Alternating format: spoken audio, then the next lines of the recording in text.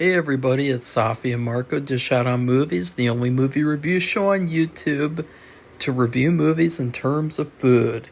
And it's just Marco here once again, and I am here today to review another new release movies. I am on a new release roll.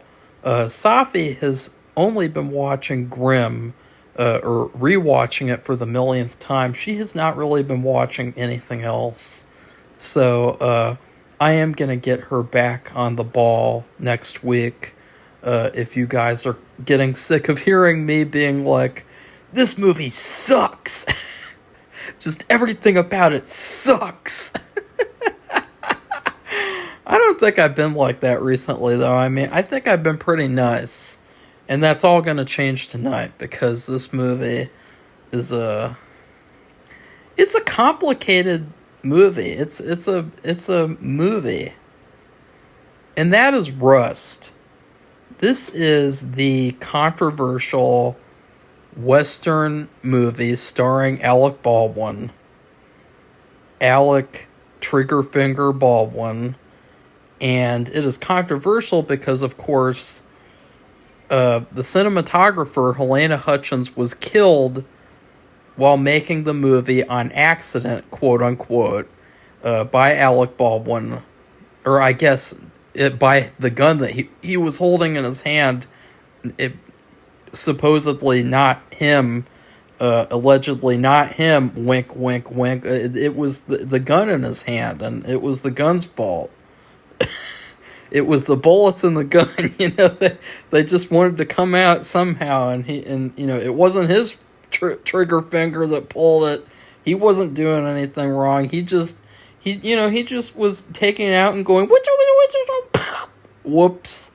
And no, it's like, fuck that guy. Like, Alec Baldwin, no matter what, he really, I just can't believe that, like, after that horrible thing that happened, that, like, what does he get?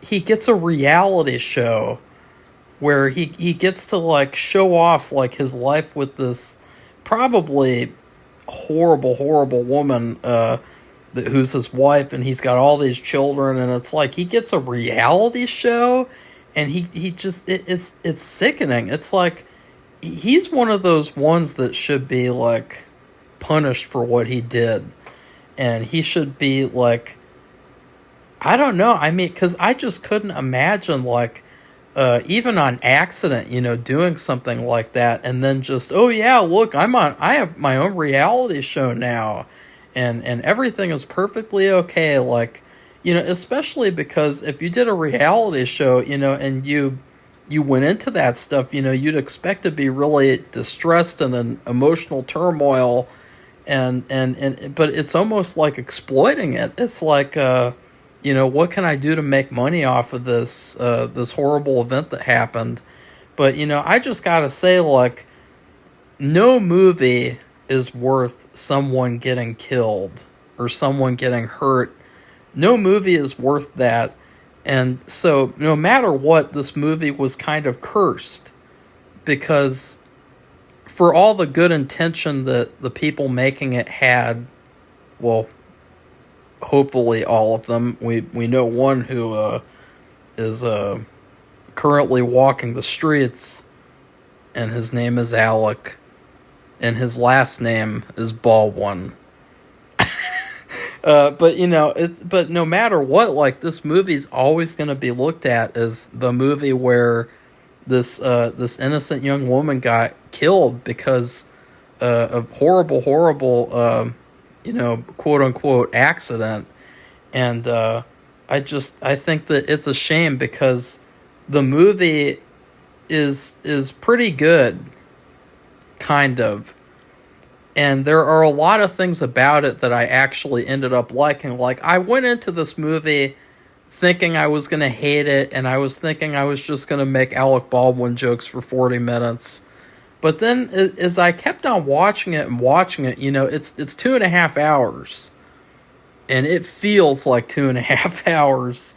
But the more and more that you watch it, the more and more that you like it. And this is what happened with the Ed Kemper movie, too, is that, like, instead of just judging a movie based on what you thought it was going to be or based on the first 30 minutes, excuse me, sorry, you have to let the movie kind of sit with you and marinate, and it just, I thoroughly enjoyed it as it kept on going on, and I ended up actually liking it by the end, and then at the end I was like kind of like, I didn't like that, but overall, like, I would recommend this movie because I do think that even though she died, that the Helena's work was really good, because this movie, okay, one of my biggest issues that I have with it was how ugly it looked.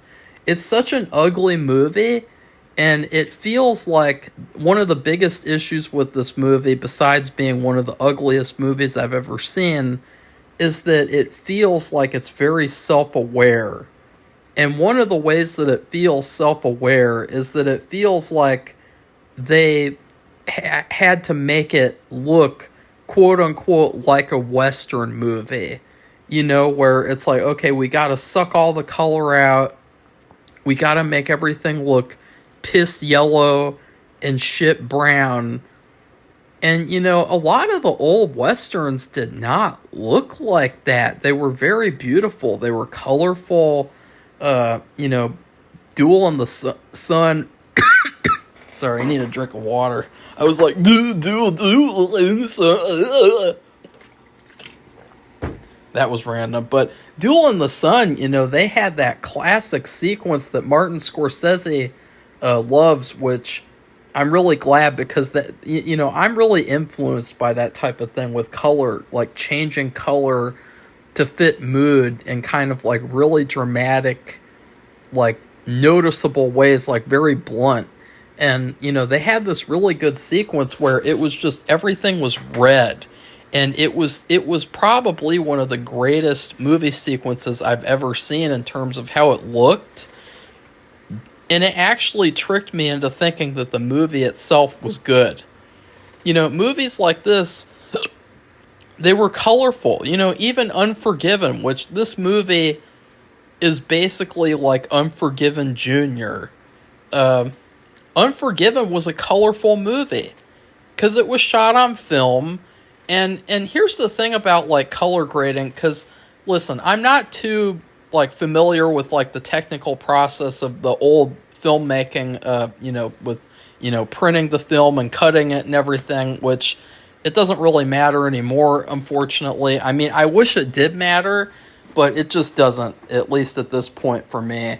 But did they ever really color grade movies? Because it seems like the reason why movies used to look so good is because they didn't alter it afterwards. Like, they didn't alter, like, the color grading. Or it feels like it. It feels like you could shoot something just on a regular camera back in the 80s and it would look really pretty just because it was shot on film. Whereas nowadays it feels like they do all of this alteration and this manipulation of the footage. And it's unfortunate because you have these beautiful, beautiful shots. And, one thing that I really loved about the cinematography from this movie, and by the way, I am not just saying it has good cinematography because the cinematographer was killed. I am not just saying that. I am genuinely saying that it was good. There was a lot of, like, darkness and silhouettes, which I did kind of have a problem with that sometimes, because sometimes the movie was a little bit too dark. It was too dark and you couldn't see, but that was only for the first 30 minutes or so. But there were a lot of silhouettes and shadows, and just, it almost felt like a noir. And there were some really fantastic shots. I mean, I think that, it's a beautiful movie, but then they ruined it. Because what they did was they took that beautiful footage and they sucked all the color out of it. And they just made it look so ugly. And they made it look like, oh, look, it's a Western now because it's so ugly. And because we made it look so bad. We made it look like a sack of potatoes. We made it look like a sack of yellow potatoes. because that's what westerns are supposed to look like. So that was one of the that was probably one of my biggest issues with the movie, is that, you know, you had these beautiful shots and they were ruined by the color grading. And, you know, I'm sick and tired of this color grading problem that people have in Hollywood, where it's like you take this beautiful looking footage and then you ruin it. And it's like, why? Why would you do something like that? Like, why would you suck the color out of what you're doing? Because it's realistic. Is that why? Well, then explain how that. In fact, I will say another issue that I have, which it wasn't a huge issue, but there was kind of a lack of blood in this movie. It almost felt like a PG-13 movie, because there were a lot of gunfights in the movie, and a lot of the times people would get shot, and there just was no blood that came out of them at all. That was very strange, and I didn't really like that. I thought that was odd. That was kind of, I don't know. This is kind of chill. It's a chilling movie to talk about, because, again, no movie was worth what happened during the making of this movie. So no matter how good or bad this is, that's the conclusion you're going to come to, hopefully. So I did end up taking some notes. First off, Alec Baldwin's character, one of the issues that I had, because I know I'm saying I like the movie, but now I'm just saying one of the issues I had over and over again, but his introduction into the movie, because basically this movie is all about this little kid, and he's taking care of his little brother, and there's an altercation with another boy at a local store, and the boy's father is threatening to take the main kid away, Lucas, and force him to work at his ranch until he makes up for what he did, which I don't know, like, that's kind of like illegal. Like, that's just, like, you can't just, that's basically like slavery, you know? And so I just didn't understand why Lucas didn't go to the police, go to the sheriff or whatever, because, like, you can't do something like that, you know? And even if it's the Wild West. But then he accidentally kills this other boy's father, and then he is sentenced to death by hanging. This 10 to 12, probably 12-year-old kid, 12 to 13-year-old kid, they're going to hang him. And then Alec Triggerfinger Baldwin comes in. This sequence, I think, is one of the worst parts, if not the worst part of the movie, because it's so dark that you can hardly tell what's going on. There's not really any good introduction to this character where you really get the sense of, like, oh shit, here's the badass, like, Harlan Rust, that's his name in the movie, Harlan Rust, like this outlaw, legendary outlaw. He just basically strolls in on screen like a video game character, or almost like it's just Alec Baldwin strolling on screen like it's him in real life. And he just starts shooting people. And it's like, what the fuck, man? But he goes on this little massacre to save his grandson, because this is his grandson as well. And the way that it's filmed, though, it's really funny, because the way that it's filmed, it's almost like it's a horror movie. And, like, Alec Baldwin is like a slasher villain.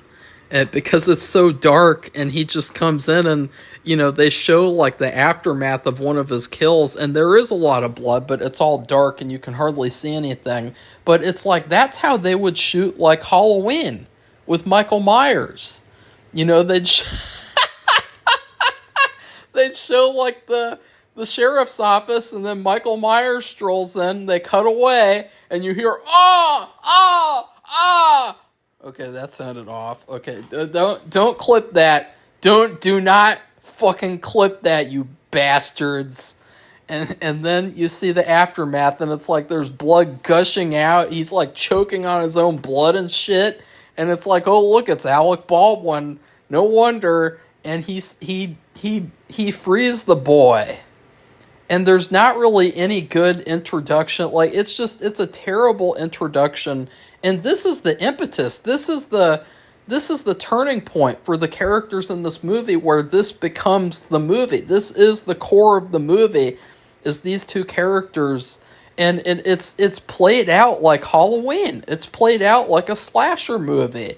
And it's funny because throughout the movie, there are so many times where Alec Baldwin's character is so inappropriately filmed to the point of where he just comes off like a slasher villain. And it might be because of the script or the direction or his acting, I don't know, but it's so weird because like he's supposed to be this sympathetic character who's like he's the heart of the movie, and it's all about him and the grandson, and they bond together as they're trying to go to Mexico together. And but I don't know if that was purposeful, like, because he's an outlaw, so they wanted to make him kind of scary a little bit, but it just comes off really, really badly because of what happened in real life. The way that he feels like Michael Myers in a Western movie.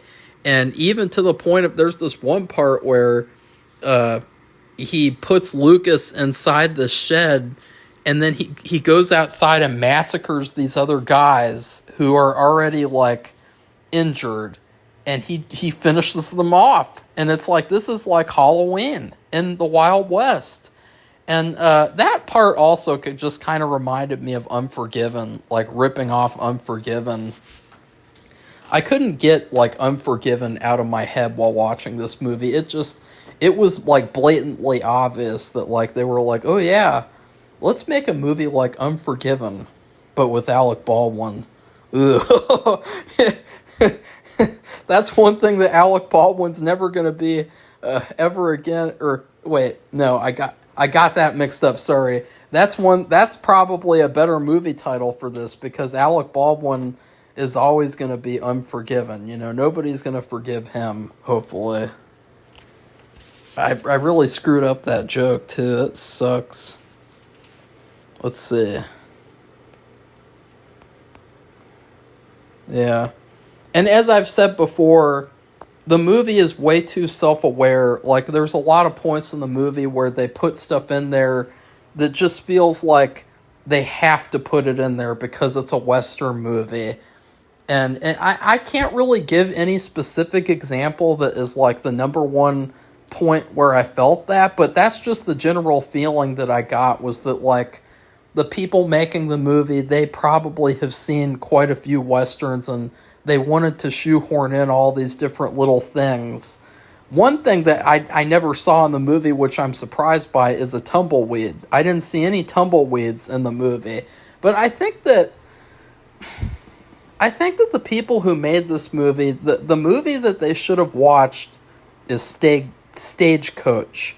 Because another issue I have with the movie, even though I thought it was pretty good by the end, was the fact that a lot of the characters were very superficial, and you didn't really get to know a whole lot about them. And that's the one thing about the movie Stagecoach. It's just a whole movie of where you get to know these characters, and then at the end, they have this little action sequence, and then boom, people die, some people live, and then boom, they have another final fight in the town with John Wayne. That was John Wayne's, I think his first big Western, and it is a fantastic movie. I've seen it multiple times, and I think that that's the movie that this should have taken influence from, is that, get to know these characters more, and not just oh, look, here's the marshal. It's the marshal guy.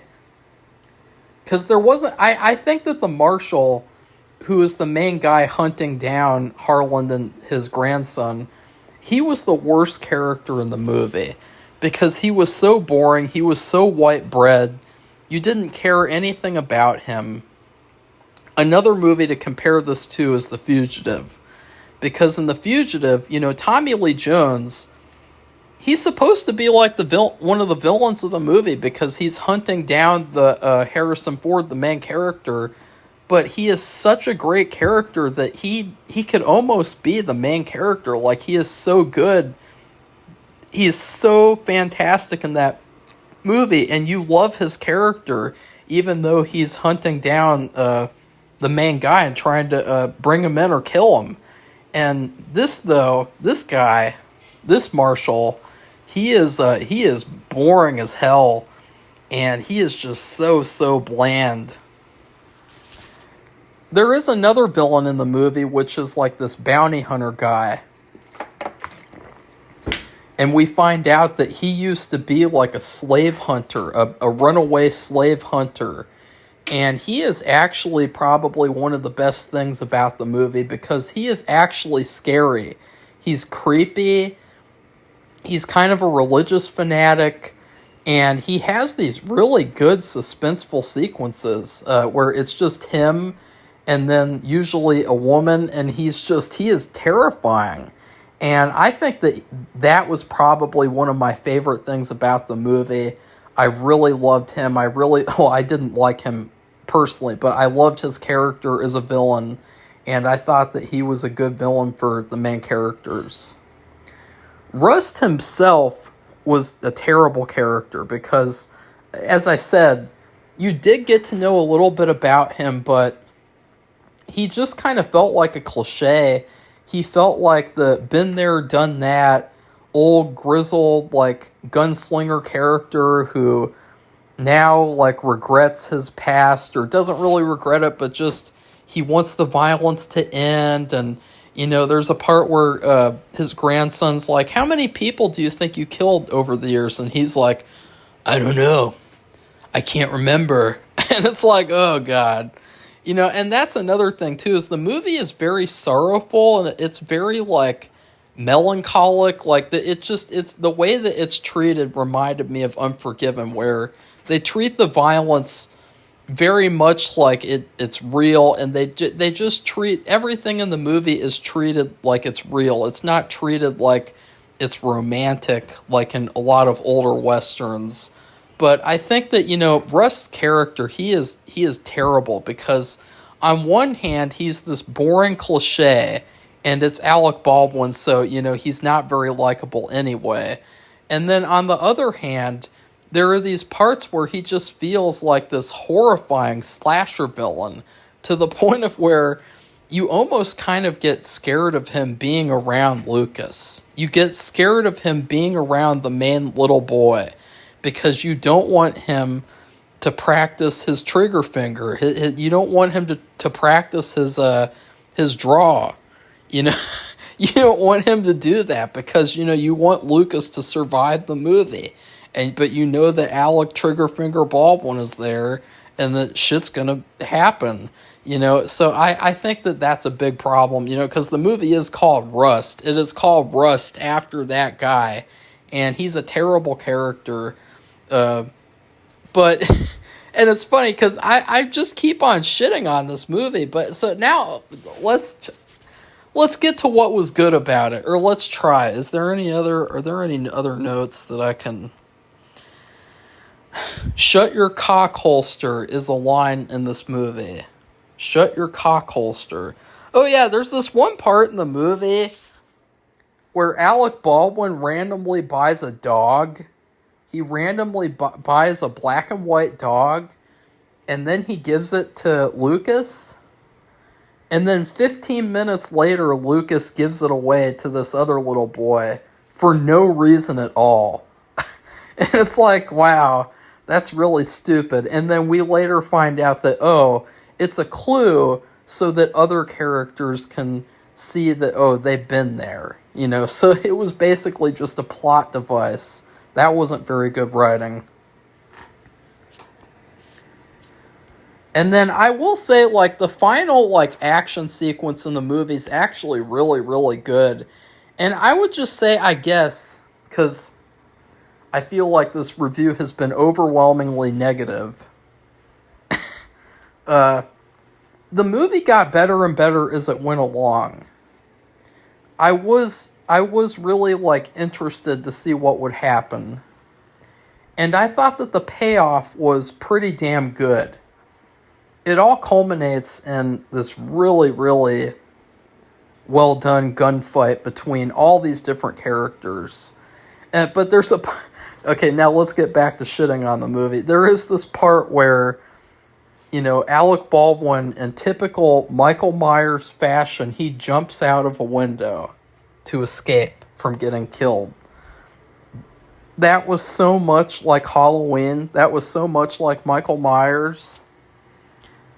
And then, by the way, I need to mention something else that was hilarious.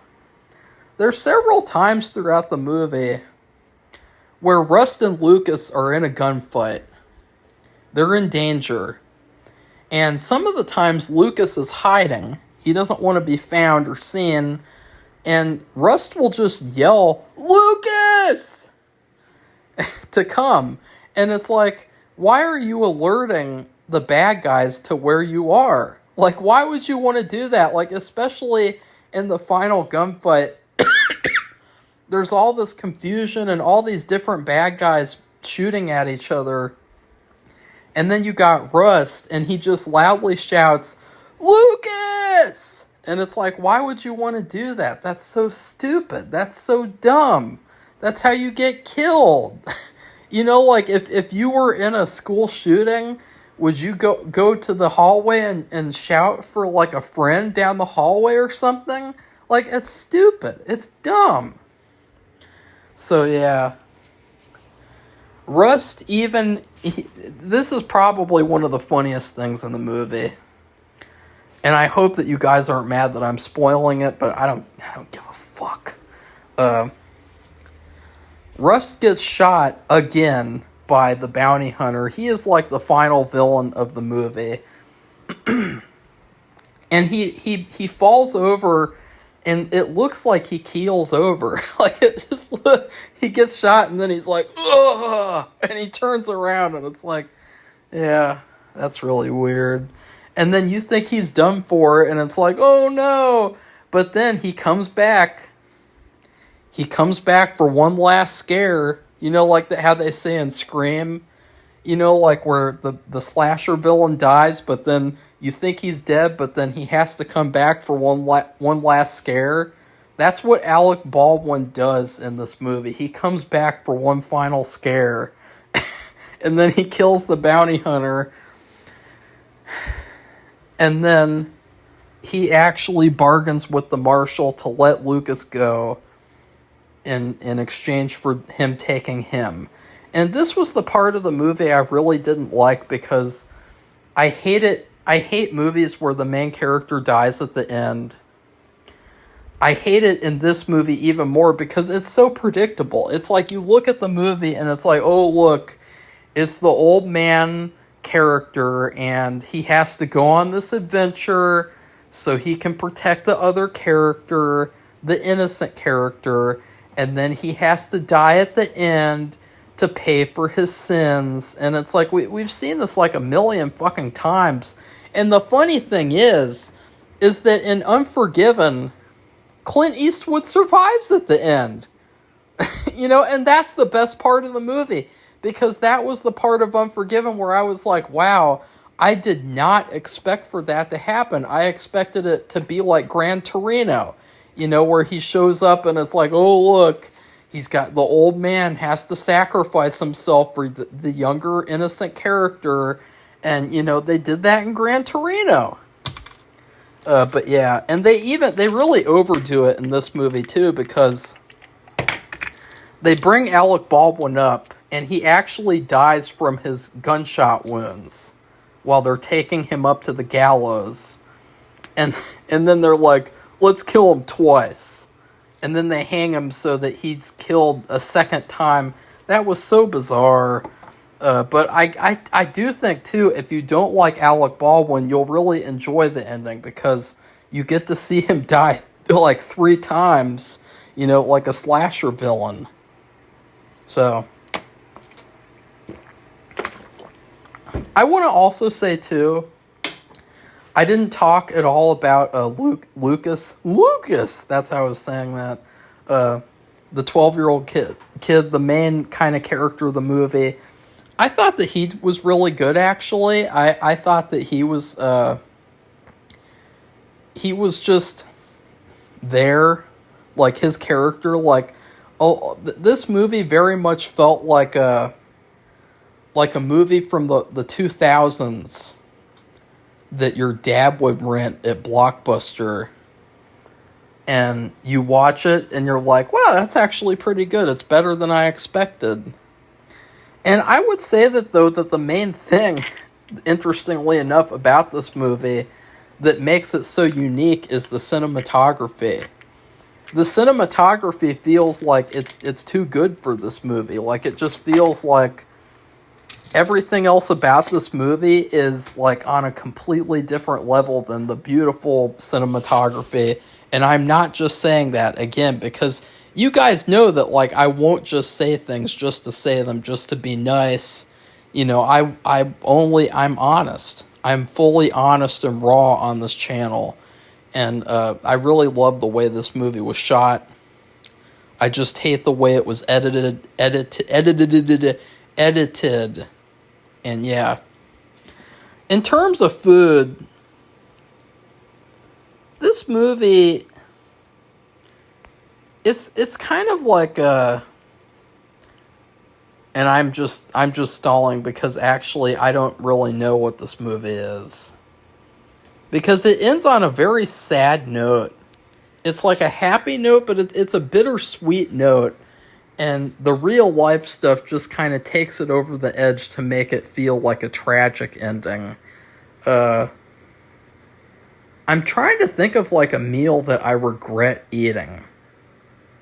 Like a meal that I felt sad after eating. Well, damn. Okay. No, that wouldn't work. Maybe I should just bullshit. You know, back in the old days of this channel, I would come up with some crazy shit for the food ratings. I would say, like, this movie is a plate with mashed potatoes, and the mashed potatoes represent Alec Baldwin, and the meat on the plate represents the little boy, and the vegetable represents the cinema. Like, it was just so hilarious. Like, it was just like completely like bullshitting, basically. Like, but I was being truthful. It's just that, like, now I usually focus on things that I've actually eaten, especially recently. I would say that this movie is like, on Tuesday, I went to see Revenge of the Sith, and I went to the theater, and I was really excited about, I had $20, and I thought, okay, I can get a couple of hot dogs, popcorn, a soda, but oh no, at the movie theaters, things cost a lot more than you thought, than you think they would, okay? And so, number one, the hot dogs were not made yet, which is like, oh, are you kidding me? You know, this was like 12:30 too. It's like, it's right around lunchtime. They started them late. It's a Regal, of course. So I got a medium popcorn and a small soda, a small root beer. I spent $18. $18 for popcorn and a soda. I mean, are you for real? I guess I could understand the popcorn because it is a medium, and I ate the whole damn thing. But the soda, a small soda, that should be like $4. It should have been like $14 or something. I don't know, but just, I felt ripped off. And I felt sad eating the popcorn and the soda, because I was like, you know, I spent $18 for a popcorn and a soda. This is not a meal. This is a snack at best. And I'm not a big soda drinker because I have sensitive teeth. Well, at least I have terrible teeth genetics. I do and I don't. I don't know what happened because I am actually one of the few people born, everyone was born, but I am one of the few people in the world who has an extra wisdom tooth. I have 5 wisdom teeth, and one of them's like really, really tiny though. It's like a baby tooth basically. But for some reason, I've had terrible like luck with teeth problems, and it's been getting better. But I don't drink a lot of soda. I try not to, and so it just, even though it was pretty good, like the popcorn especially, I was like, wow, I haven't had popcorn this good in a while, because it just, when you have bag popcorn at home, the salt is always stuck to the bag and the butter and everything. But when you're at the theater, they put all of that stuff on the popcorn right there on top of it, and they shake it up, and it's so much better.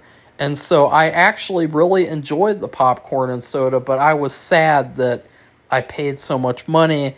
And I also had an unfortunate event where I was setting down the popcorn so that I could take my jacket off, and the popcorn slipped out of my hand and it fell over, and I spilled 1/4 of the popcorn on the floor. I guess I Alec Baldwin the situation, and it was a real screw up. And so then I got down on the floor because I felt really bad for these theater workers. I didn't want to make them think that I was pulling an Alec Baldwin, doing it on purpose, allegedly. And so I was stuffing all this popcorn on the floor into my pocket because I was so like upset that like people might think that I did it on purpose. And so at the end of the Revenge of the Sith, I was emptying out popcorn in the movie theater trash can, just standing there emptying popcorn out. It's like the funniest thing. Like, I wish that Safi was there, because I would have had her take a video of me, and it would have totally been like a meme on the channel. Like, this is what happens when you commit an Alec Baldwin. You're the guy who's emptying popcorn out of his jacket into the movie theater trash can. So, but anyways, I would recommend this movie, actually. It does have quite a few issues. It is a pretty by-the-numbers story, and it is pretty much been there, done that. I wouldn't say there's very much that's unique or new about the movie. However, there are a lot of good things about it, and I don't think it's a bad movie. I don't even think it's a terrible movie. I think it's a good movie, and I recommend it.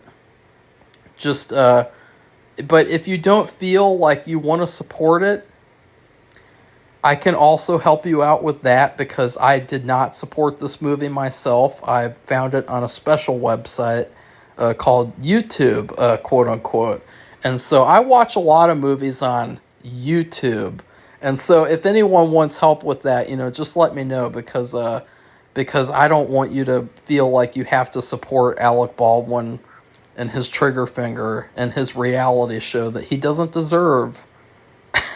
And so anyways, please like this video, comment, tell me what you thought of Rust. Did you agree with anything that I said? Well, hopefully you did if you stuck around this long. Did you disagree with anything that I said about the movie?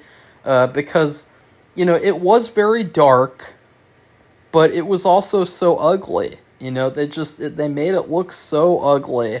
And I just don't understand why they would do that. I mean, you could even probably put this movie in black and white, and it would have been better. Like, don't just suck the color out of the movie and then it's still color. Make it black and white if you want to be that, like, desaturated. And also, please subscribe to our channel if you'd like to see more honest movie reviews.